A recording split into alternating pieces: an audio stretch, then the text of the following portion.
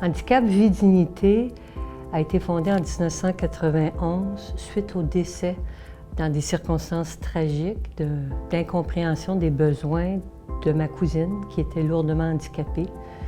Et ce décès-là, dans des circonstances tragiques, par des bonnes personnes, mais qui ne connaissaient pas les besoins spécifiques de ma cousine dans ce contexte-là, lui a pas offert les soins médicaux. Et elle est décédée 20 jours. On a été 20 jours et 20 nuits avec elle à l'hôpital. Et suite à ça, on a dit, il faut que ça change. Alors, il faut que sa mort serve à inspirer d'autres gens à la dignité, dans tous les sens du mot. En 1995, Handicap Vie Dignité a fait une conférence nationale sur la dénonciation de la maltraitance auprès des personnes handicapées dans nos centres de soins de longue durée. Ça s'appelait « Brisons le silence ».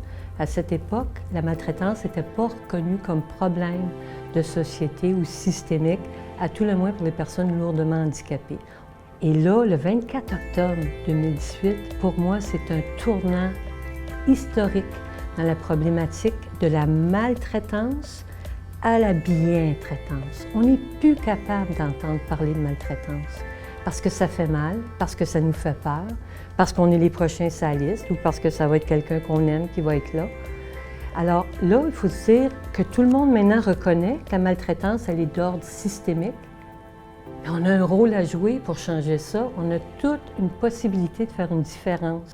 Hélène Rumack, la cofondatrice, disait « On reconnaît la valeur d'une société à la façon dont on traite les personnes parmi les plus vulnérables. » Alors le 24 octobre, c'est un point tournant pour les individus pour que quand ils se couchent le soir, après avoir été voir leur personne aimée, ils disent « J'ai fait ce que j'avais à faire.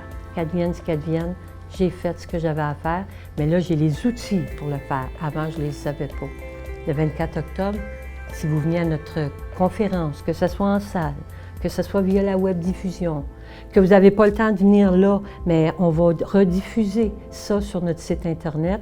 À n'importe quelle heure, n'importe quand, vous pourrez accéder à de l'information pratico-pratique.